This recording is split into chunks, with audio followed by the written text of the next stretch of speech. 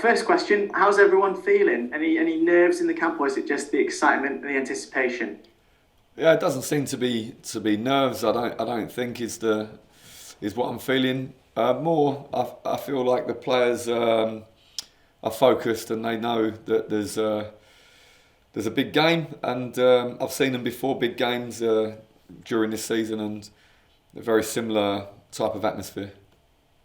I asked this to Maka just before, just being a little bit of training this morning. Everybody seemed relaxed, laughed a few jokes sort of here and there. Do you like that? Encourage that before a big game? The players have to relax, but they also have to focus. Is it a difficult balance as well for you to have? Do you think?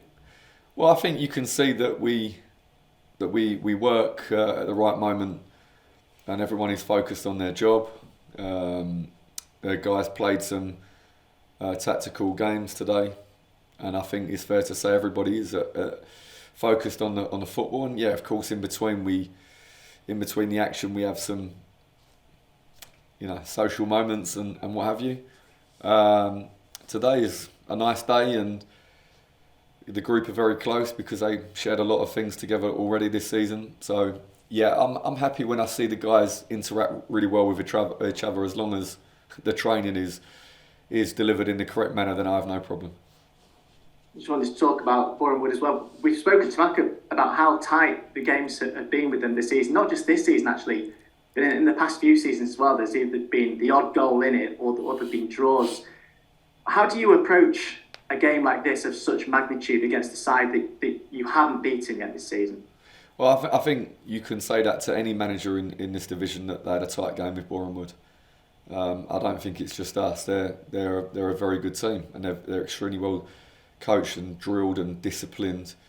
So when you play against teams like that, you're not going to have bundles of chances. But I think they have the best defensive record in the division, and I think we're second. So we're not particularly easy to play against ourselves. So the approach is that in order for us to try to win the game, we have to create good chances and take them. We have to try to deny good chances at the other end. And there will be moments when people need to make big actions defensively to deny goal scoring opportunities. That's the level of the game it's going to be. A lot's been made of the points that you've amassed this season, and yet you haven't got up yet.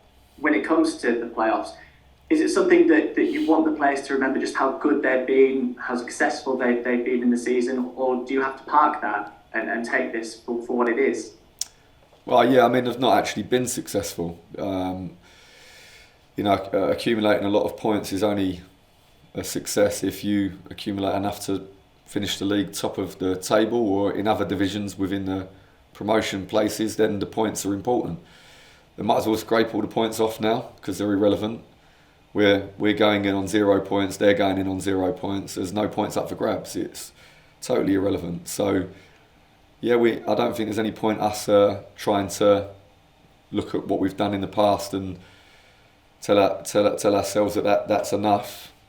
That would be foolish, I think. So we have to focus on this game and try to overcome our opponent.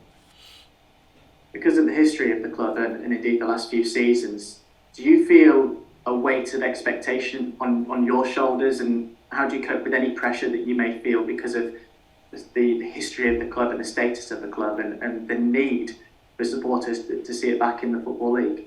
Yeah, huge weight. Yeah, absolutely. I think if you don't feel a weight of expectation from this brilliant football club, then either you're so good that you don't feel the pressure, or you're probably not in touch with the job that you have.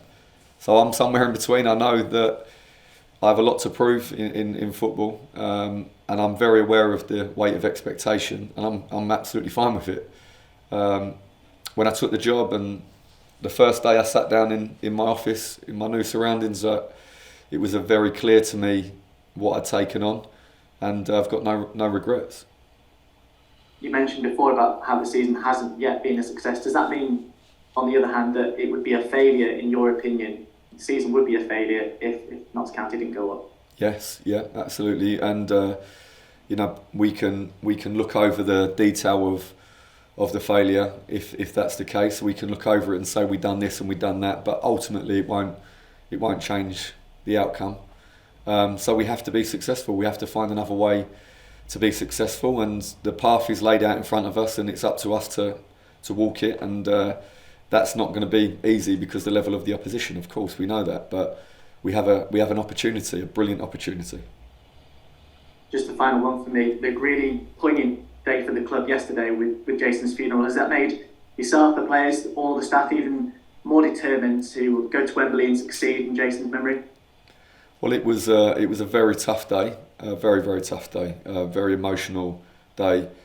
I know everything has been said that can be said about Jason, but he was remarkable, and his fingerprints are everywhere at this football club. And I think it adds to this season in terms of our motivation. But I don't see a problem with any motivation, but out of something so difficult, we can try to draw strength, and that's the only positive way to deal with something so sad. Great, Luke, all the best, good luck, thank you. Thank you. Thanks, Mark. Over to you, Ollie. Hi Luke, hope you're well. Thanks, so I just wanted to talk about the results of the eliminators that have happened this week. So both of the sides that finished lower in the table have progressed to the semi-final stage. Does that emphasise the difficulty of the playoffs, but more importantly, the quality of the sides in the division as well? Yeah, I suppose it does. Yeah, I think people talk a lot about momentum, and is that a thing? I don't know if that's a real thing or not. I don't know the research into that. But on the day, of course, we know that anything can happen. I don't think there's so much difference between any of the teams that a fixture is a given. I think we all are of a similar standard, and we're up against each other on one-off games. So I'm not shocked. I don't think there's a huge amount between the teams, and so yeah, noteworthy, but I don't think any big shocks. You touched on the difficulty of playing Boreham and lots of struggles against them in recent seasons, and only one side, being the champions Wrexham, have come from behind to beat them this season. Does that stress the importance of getting that first goal as crucial in the preparations for this game? Yeah, I mean, I think the first goal in football generally is important, but I mean we've been behind this season and won games convincingly. I think ultimately they're a very good side. So very good sides have normally very good statistics attached to them. We've got some impressive ones as well. So at this stage you're not going to go into a football match and a team's going to roll over or present you with very easy chances. Just won't happen. So yeah, we know how good they are. We're aware of how good they are, and I don't know about previous seasons, but we struggled against them this season. They struggled against us as well this season because neither team has won a game. So we're expecting another very, very tough game. Tickets are approaching 15,000 for the game this weekend. You've already experienced 16,000 games. So how big a boost is that? Another bumper crowd going to be for you and the players?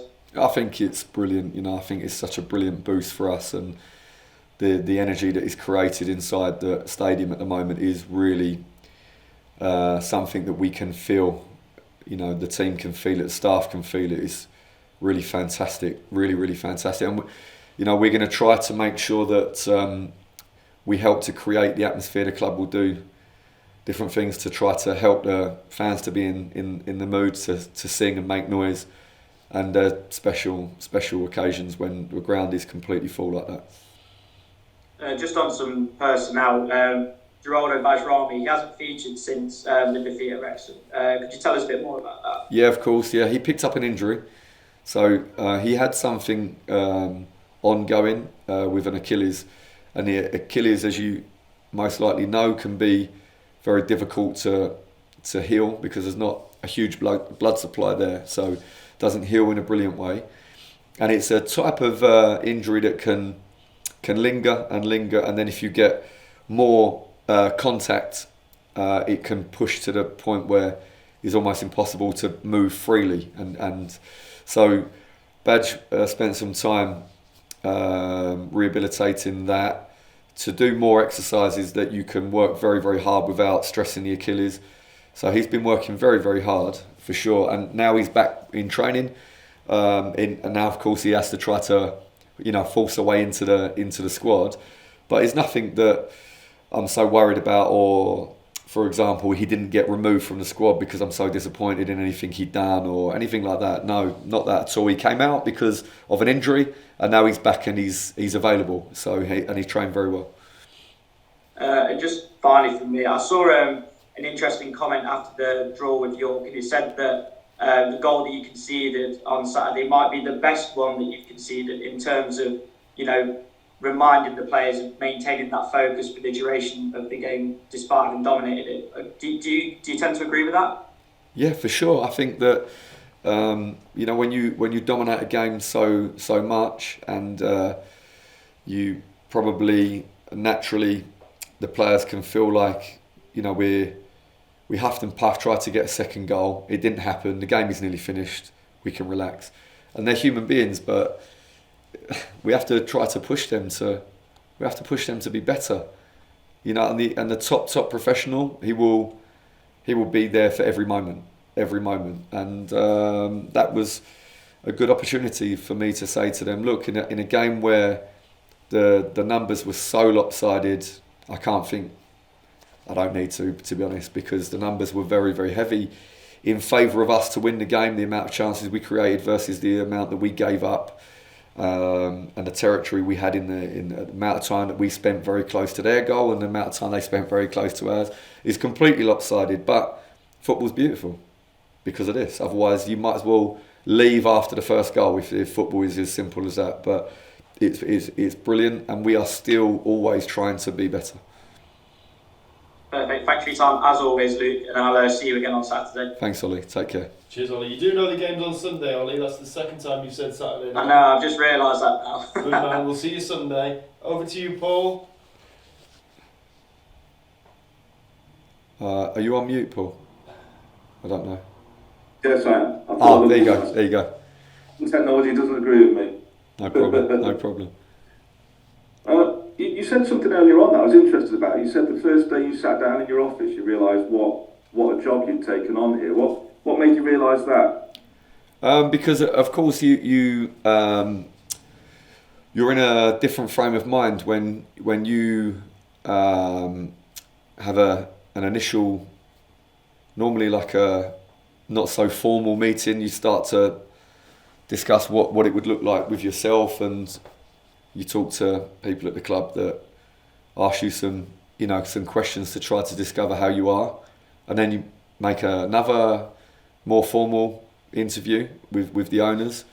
And of course, in this type of mentality, you're there. You concentrate on presenting yourself in the way to show who you are and talk about your ideas. And then there's another moment when you've arrived. And it was fantastic. Honestly, it was a brilliant moment because I sat and realised I became a member of a very, very important football club. And sit there and you have everything that you need to begin your work, and then you meet the people, and one by one you meet people come into your office, say hello, introduce themselves, and you start to realise these are very professional people, very serious people. And then, by the end of that day, you think, okay, this is real, and this is a proper football club, and this is something that all head coaches are hoping that when they arrive, it is as was presented to them. Because of course, no one ever told a head coach, come here, it's a bit of a mess, and we don't do things very well, and a few people don't care. No one ever said that. Yeah. They tell you how great, and then when you turn up and it is that great, you start to think, maybe it's a trick. But it wasn't a trick. It's a fiercely supported football club in a brilliant city with another club across the river. It's like it's almost telling you this is a hub. This is a proper hub of sport. The cricket ground is there. Then you start to meet the people and you realise these people are as driven as I am to do well. These people are. We lost one of the greatest people I've ever met in football. He was a sensation because however much you wanted to push as a head coach and ask, I want this to try to improve, he wanted to straight away, yeah, no, brilliant, let's do it. And then it come to you, why don't we do this and that? And everything was to make us better.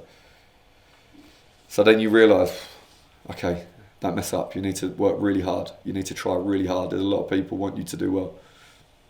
And that's how it felt. There's a huge weight of expectation that comes with the history of this club, and everything you've just spoken about kind of ties in with that. Do you use that as a motivation, or is it a burden to carry? Is it sort of a positive thing for you that you could be the man responsible for leading County back into the Football League?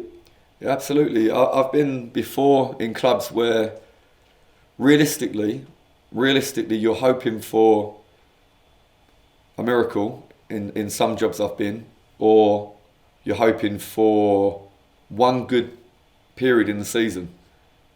And really the expectation is not that high. And okay, there's benefits with that.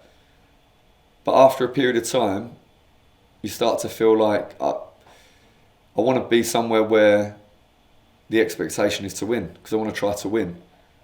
But for me, to walk straight into only for me personally, but to walk straight into a job as your first job, head coach, Notts County, I think you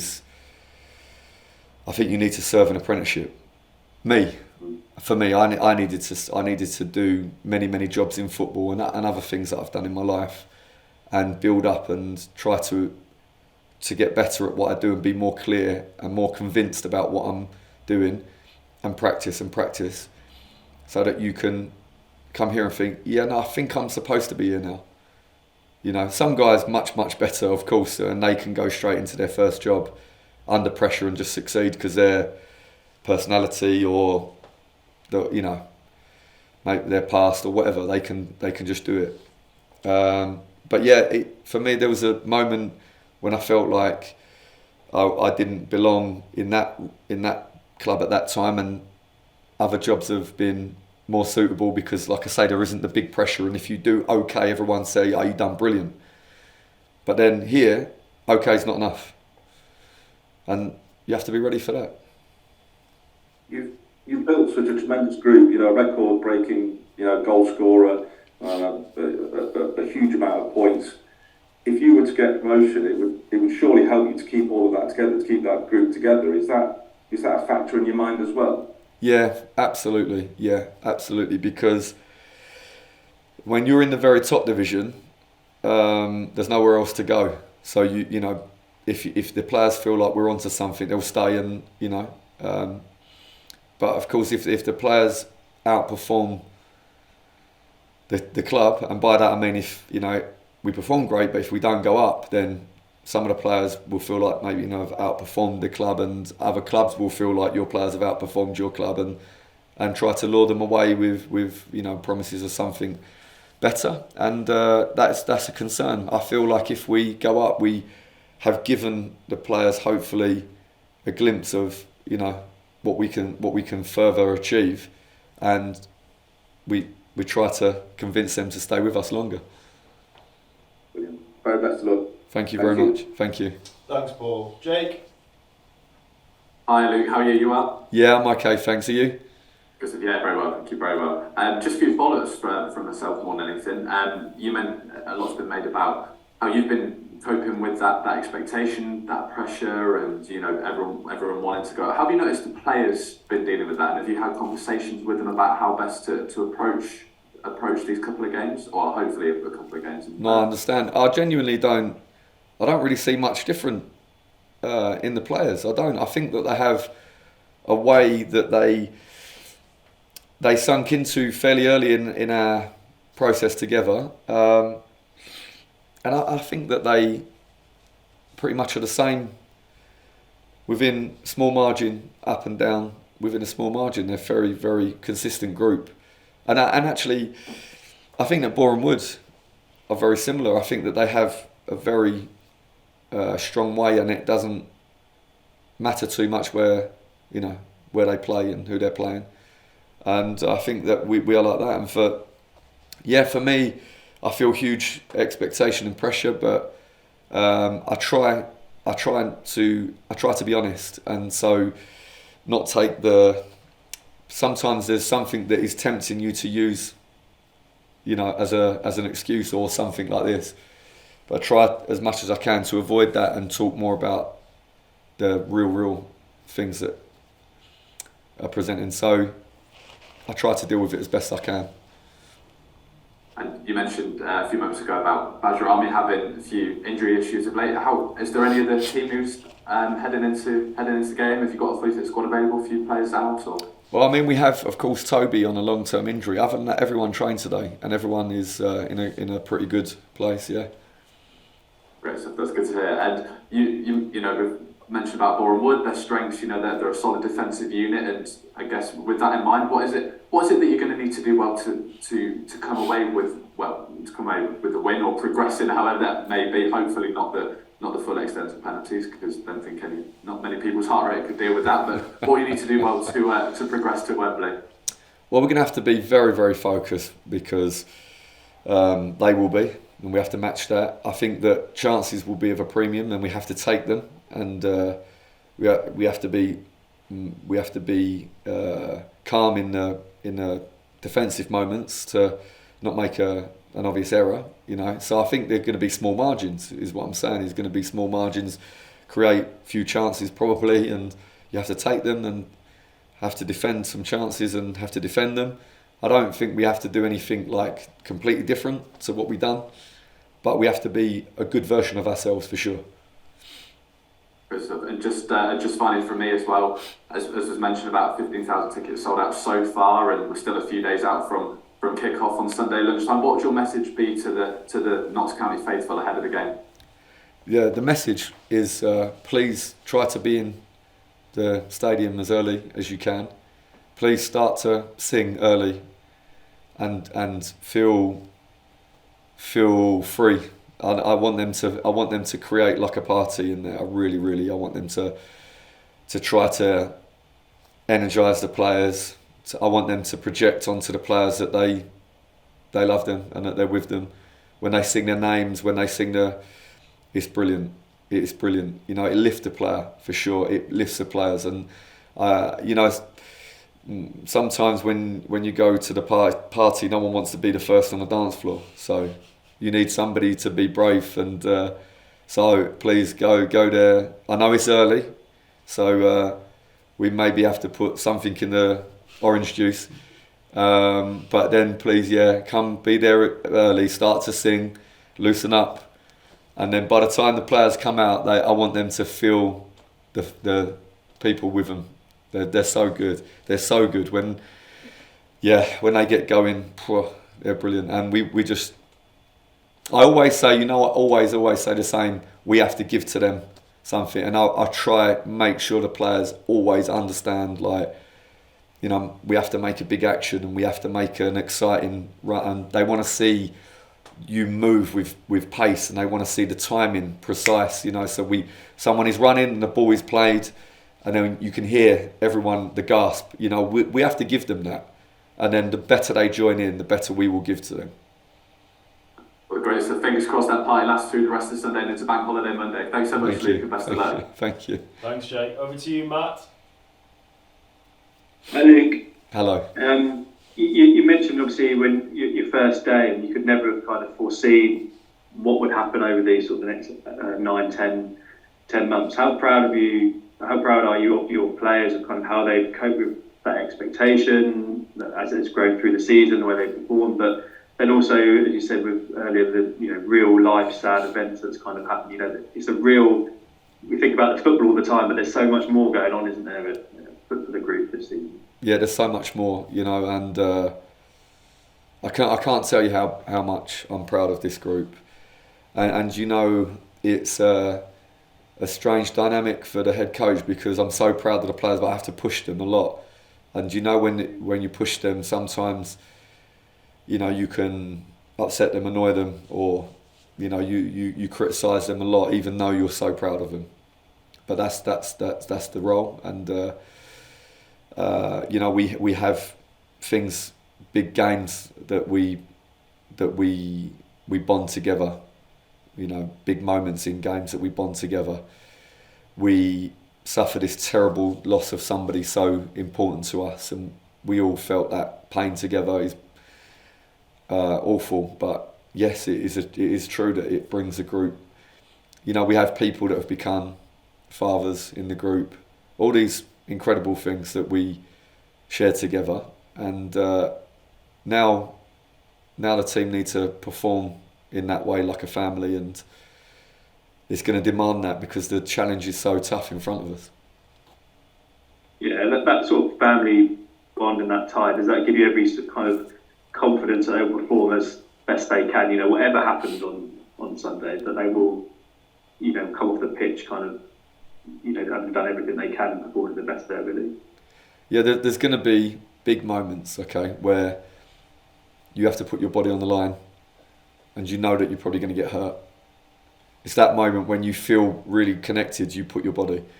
And it's the run where your legs are like jelly, but something is pushing you to run again, even though your head is telling you don't run, because you're exhausted. And it's gonna require that. It's gonna require the people to go into the places where people don't really want to go, because it doesn't make sense, because you have to risk.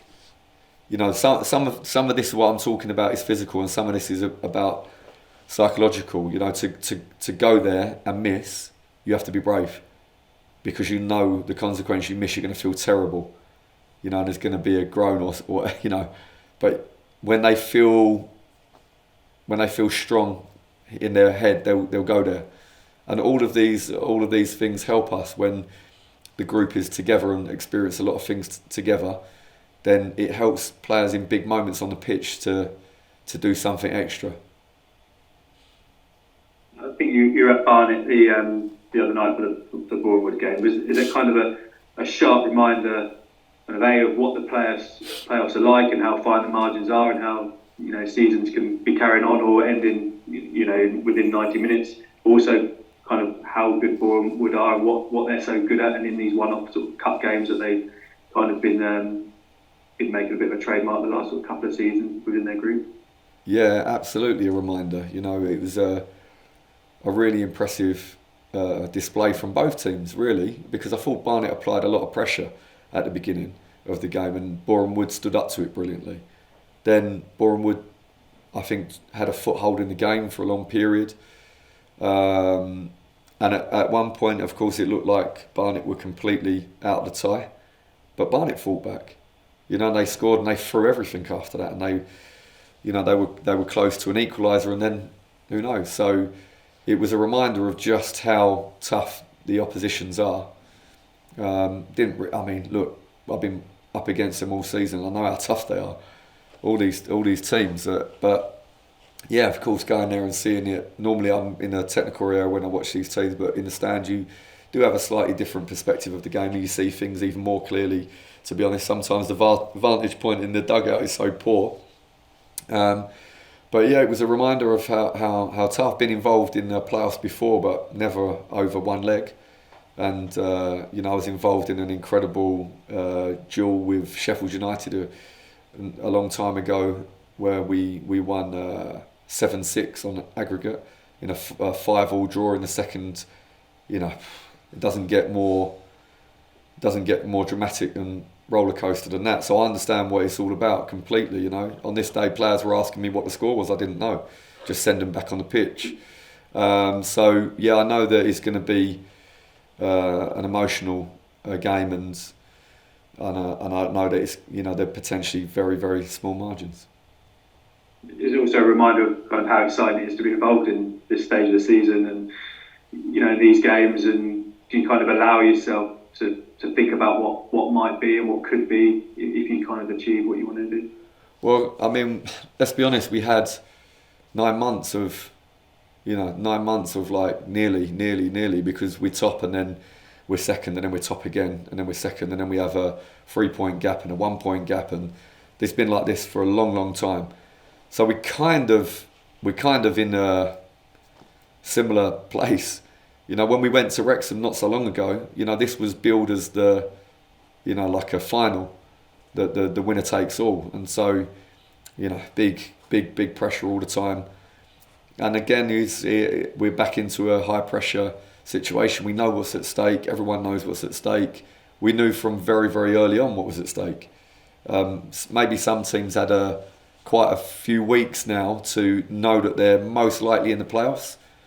But we've been, almost down to the second last game of the season. We were still potentially in with a chance of the title. So we've been there a lot this season. We've been dealing with the pressure a lot.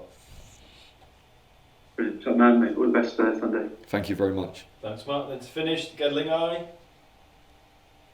Hi there, Luke. A lot's been mentioned about the Boreham Wood defence so far today, but Liam Lowy, George Broadbent, Tyrone Marshall have been firing for Boreham Woods recently. How do you plan to combat them?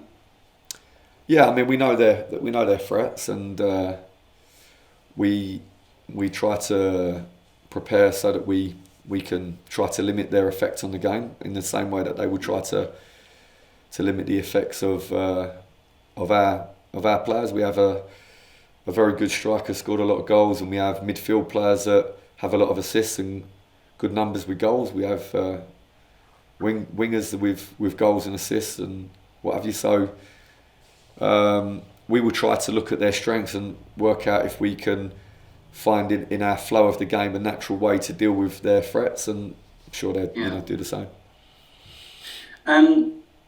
After Wrexham had been promoted, Ryan Reynolds was speaking on BT Sport and he was gushing about Notts County. He was talking about Jason. He was saying how he believed that both yourselves and Wrexham should have been promoted. Has anyone from Wrexham, Rob, Ryan, been in touch at all to wish you luck for the game? No, but these guys have been so gracious towards us, and have been incredible support from them.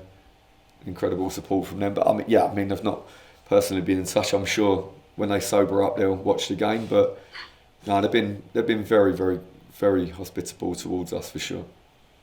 Yeah, and you were mentioning earlier about the city itself. How good will it be to have two Football League teams back in the city? It'd be everything. When I'm in town, I speak to the fans, and it's so genuine the passion and the support. It's blown me away, and it genuinely has blown me away. Like I said, I realised it's a really big club. Of course, I knew it's a really big club, and I knew it's really well supported. And I've been here with opposition teams over the years, and when you come here, you know straight away that you're a very impressive football club. And of course, we know that they suffered a lot because of different things, but you cannot take away the club. And what has become very, very apparent to me more and more is that you cannot take away the passion of the supporters. You cannot, however bad things get, it's their club, and it means so much to a lot of people. And just finally, looking towards Sunday, the moment before kick-off, when you'll be speaking to your players, what will be the key thing that you're trying to remind them? What will you want them to go out, walking out of the tunnel thinking? That they have to perform very, very well. I don't want them to try to think about, should we do this or should we do that different? We have our preparation, and I want them to focus on that and try to play every second of the game in a correct manner. And I know what that is. I don't want anyone trying to look further down the road or try to change the way that they've played many times before, the things that are really important. They have to just focus on the performance, and if we perform in a brilliant way and we done enough to win the game, but on the day we didn't, okay, so be it. But to underperform and to not give yourself a great chance to win would be the only way I'm disappointed in the group.